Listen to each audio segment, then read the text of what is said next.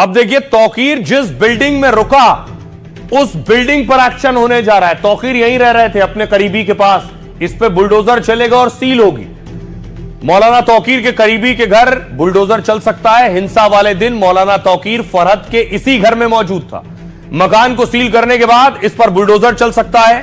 तौकीर के करीबी फरहत का 3 मंजिला मकान अवैध बताया जा रहा है। 120 वर्ग मीटर प्लॉट पर बिना अनुमति निर्माण का आरोप है। सीलिंग कार्रवाई के दौरान ड्रोन से पूरे क्षेत्र की निगरानी हुई। यह कार्रवाई अवैध निर्माण के खिलाफ की जा रही।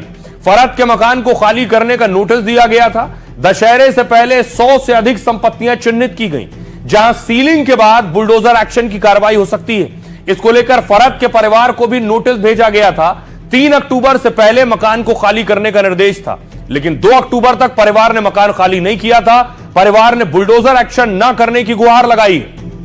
सुनिए जरा अब इन सारी तस्वीरों पर मुस्लिम धर्मगुरु क्या कह रहे हैं, वो सुनिए जरा। और किसी भी धरना प्रदर्शन एजिटेशन का हिस्सा न बने। कोई अगर बुलाता है, बहकाता है, चाहे व्यक्ति हो या संगठन हो, उसके बुलावे बहकावे पे न जाएं। अमन शांति बनाए रखें। घूम रहा हूँ, बराबर लोगों को समझा रहा हूँ, मस्जिद के इमामों को भी बता रहा हूँ, अमन शांति है, सुकून है। किसी तरीके से कहीं लॉ एंड ऑर्डर ठीक रहेगा, यह सारे लोगों पर होना चाहिए, पूरे प्रदेश के लोगों पर होना चाहिए। जो भी उपद्रवी किस्म के जो शरारती तत्व हैं उनके ऊपर भी कार्रवाई होनी चाहिए।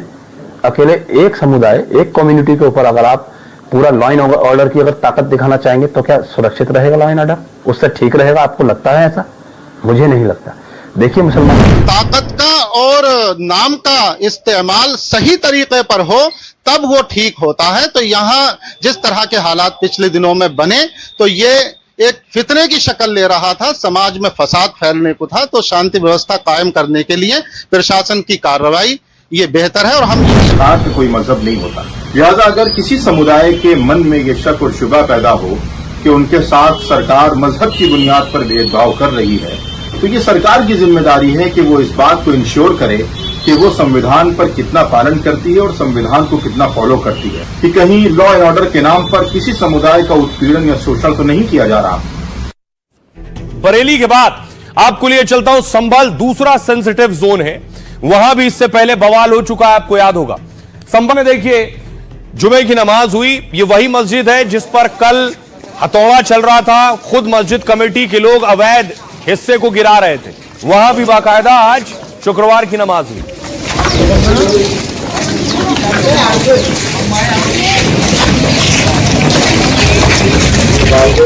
और नमाज के बाद जो लोग नमाज पढ़ रहे थे, उसके बाद जो अवैध हिस्सा है उस पर हथौड़ा चलना शुरू हुआ।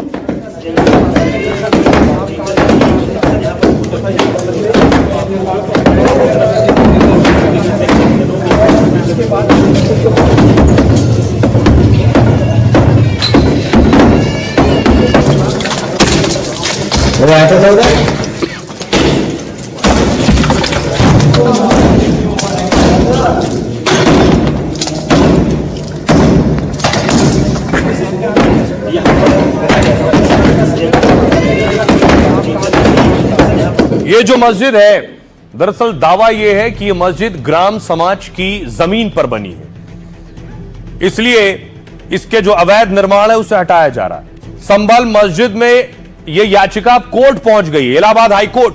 मुस्लिम पक्ष ने हाईकोर्ट में अर्जेंट याचिका लगाई है।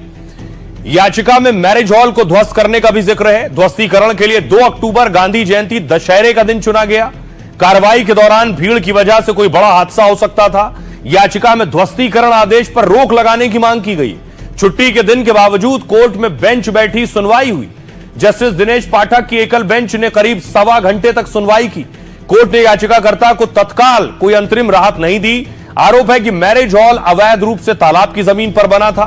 2 अक्टूबर को 4 बुलडोजरों की मदद से 4 घंटे में जमींदोज किया गया और मस्जिद के कुछ हिस्से के सरकारी जमीन पर बने होने का आरोप है। प्रशासन की तरफ से अवैध निर्माण के लिए नोटिस दिया गया और इसके लिए मस्जिद कमेटी को 4 दिन की मोहलत दी गई। मोहलत खत्म होने से पहले ही मस्जिद कमेटी ने अवैध हिस्से को तोड़ दिया। खुद हथौड़ा चलाकर मस्जिद की दीवार गिराना शुरू की। कल भी हाईकोर्ट में इस मामले में सुनवाई होनी है। कोर्ट ने मस्जिद पक्ष से जमीन के कागजात दाखिल करने को कहा है। याचिका में राज्य सरकार, डीएम, एसपी को पक्षकार बनाया गया है। आइए आपको सुनवाता हूं, सुनिए जरा संभल में जो मस्जिद में नमाज पढ़ने आए थे या जो उससे जुड़े लोग हैं वो क्या कह रहे हैं? जमीन के ऊपर एक विवाद है जी, विवाद के ऊपर हमने प्रशासन ने कार्रवाई करी है। कार्रवाई होते हुए 4-10 दिन का समय लिया हमने, उसके अनुसार हमने हाथ से उतारने की वो करी है। प्रशासन मान गया हमारी बात को, हम हाथ से उतार रहे हैं। हाँ, पूरा दिन ही तोड़ रहे हैं, कल भी तोड़ी थी, आज भी तोड़ी। मस्जिद सरकार तोड़वाई है साहब, कोई ग्राम साहब समाज पे बताइए, ग्राम समाज पे सरकार का आर्डर है, तोड़ रहे हैं। सरकार चाहे तोड़वाई, सरकार चाहे न तोड़वाई। कल तोड़ी गई थी जी, तोड़े, अब भी तोड़े, अभी काम चालू है। मामला ये था कि अभी देखो काम शुरू हो गया है और प्रशासन की तरफ से हमें जो 4 दिन का ऑर्डर मिला था, 4 दिन का वक्त मिला था इसको तोड़ने का, तो हमने उसका काम कल भी शुरू कर दिया था और आज भी शुरू हो चुका है काम। अब सवाल यह है कि संभल हो, बरेली हो, यहां हंगामा हुआ। बरेली में आई लव मोहम्मद पर हंगामा हुआ, लेकिन मोहम्मद के नाम पर लोगों को ऐसा भड़काया गया कि लोग अब वीडियो बनाकर भड़काऊ बयान दे रहे हैं। सुनिए जरा। अस्सलाम वालेकुम मेरी कौम के नौजवानों, मेरे भाइयों, मेरे शेरों, आई लव यू मोहम्मद सल्लल्लाहु अलैहि वसल्लम। इसके ऊपर गर्दन काट भी सके और कटवा भी सके हम भाई अपने, इसके ऊपर गर्दन काट भी सके और कटवा भी सके हम भाई अपने, ठीक है। और एड्रेस की कोई जरूरत नहीं है, जिला मुजफ्फरनगर, कस्बा बुढ़ाना, लुसाना रोड, सभी पट्टी टावर के पास टाटा चौक। भाई भाई मिलूंगा जिसको आना। अस्सलाम वालेकुम मेरी कौम के नौजवानों, मेरे भाइयों, मेरे शेरों, आई लव यू मोहम्मद सल्लल्लाहु अलैहि वसल्लम। इसके ऊपर गर्दन काट भी सके और कटवा भी सके हम भाई अपने, इसके ऊपर गर्दन काट भी सके और कटवा भी सके हम भाई अपने, ठीक है। और एड्रेस की कोई जरूरत नहीं है, जिला मुजफ्फरनगर, कस्बा बुढ़ाना, लुसाना रोड, सभी पट्टी टावर के पास टाटा चौक। भाई भाई मिलूंगा जिसको। अब ये जो बयान आप सुन रहे हैं, इस तरह के बयान देने वाले, वीडियो बनाने वाले लोग जानबूझकर माहौल को खराब करने की कोशिश कर रहे हैं। देखिए सियासतदान क्या कर रहे हैं इस बीच। असदुद्दीन ओवैसी कह रहे हैं आई लव मोहम्मद कहने पर आपत्ति, लेकिन आई लव मोदी से इनको खुशी होती है। हमारी मस्जिदें छीनी जा रही हैं। केशव प्रसाद मौर्य कह रहे हैं जनता चुनाव में हर सवाल का जवाब देगी, केवल अवैध निर्माण पर ही कार्रवाई होती है और समझदार लोग खुद पहले से व्यवस्था कर लेते हैं। चंद्रशेखर रावण कह रहे हैं सरकार ने मुझे बरेली जाने से रोक दिया, ये लोकतंत्र के खिलाफ है। बरेली की घटना की निष्पक्ष जांच होनी चाहिए, दोषियों को कानून के तहत सजा मिलनी चाहिए। दिग्विजय सिंह कह रहे हैं अगर कोई आई लव मोहम्मद कहता है या कोई आई लव राम जी और I love Mahadev, I love Krishna भगवान, आई लव गांधी जी कहता है तो इसमें किसी को दिक्कत क्यों है? इसमें मुकदमा दर्ज करने की क्या जरूरत है? बरेलवी कह रहे हैं कुछ मस्जिदों के इमाम राजनीति का हिस्सा बन जाते हैं, ऐसे लोगों से किसी तरह का वास्ता ना रखें। सुफियान निजामी कह रहे हैं जुमे की नमाज को लेकर मौलाना ने भी अपील की थी, बगैर परमिशन किसी विरोध प्रदर्शन में शामिल ना होने को कहा है, शांतिपूर्ण तरीके से जुमे की नमाज अदा करने की अपील की गई है। आइए आपको सुनवाता हूं, अब सुनिए जरा सियासतदान क्या कह रहे हैं। पता नहीं इनके नाम भी मुझे मुंह से नहीं आते, मुंह खराब हो जाता है ऐसे लोगों का नाम ले लेते।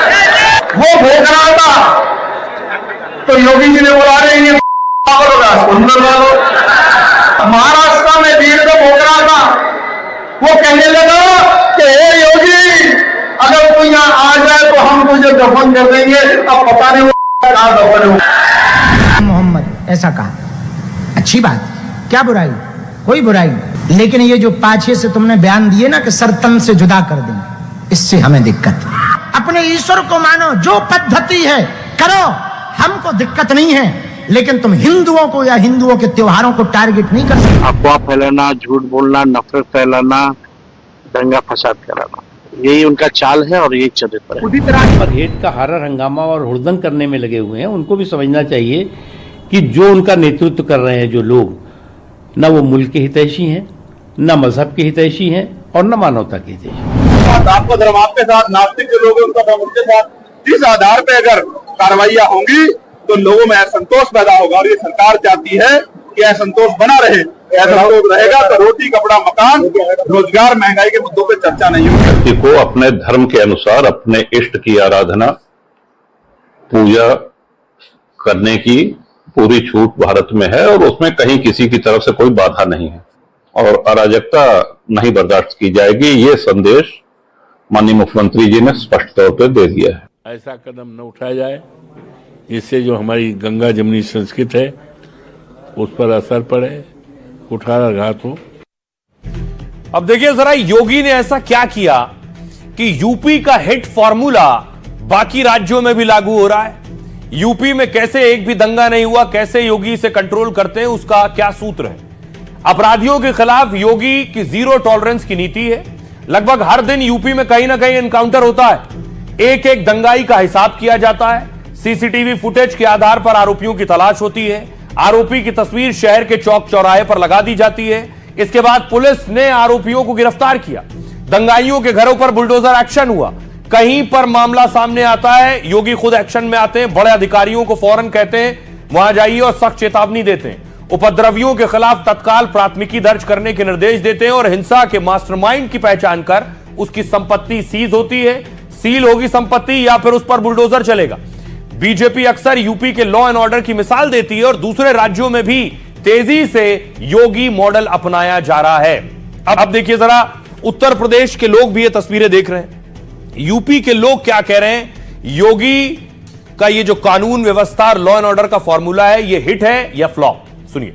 सबसे बढ़िया बात है हमारी बहन बेटियां जो निकलती हैं बाहर, पहले डर के निकलती थी, छेड़खानी होती थी, अब वो व्यवस्था बदल गई है क्योंकि पुलिस के, योगी जी का डर है, पुलिस मुस्तैद है, पुलिस का बहुत ज्यादा डर है लोगों के दिमाग में। कानून व्यवस्था अच्छी है, गुंडागर्दी खत्म हो गई है, अच्छी है। पहले बहू बेटियों को निकलने में परेशानी होती थी, अब ऐसा नहीं है। कुछ परसेंट हैं अभी भी, लेकिन बाबा का बुलडोजर जब चलता है तो उसके डर से जरूर आपराधिक ग्राफ में कमी आएगी। कुछ लोग दंगाई होते हैं जिनके अकॉर्डिंग आकर के जो बेचारे निर्दोष होते हैं वो भी बुलडोजर के चक्कर में आ जाते हैं। मैं ये कह रहा हूँ योगी जी जो कर रहे हैं वो सही है, लेकिन हमारे जो उलमाए किराम है ना, वो भी इन्होंने बाकी कंट्रोल करा हुआ है, लोगों को समझाया चाहिए, समझाया है कि हज़रत सल्लल्लाहु का जो फरमान था उसके ऊपर अमल करो।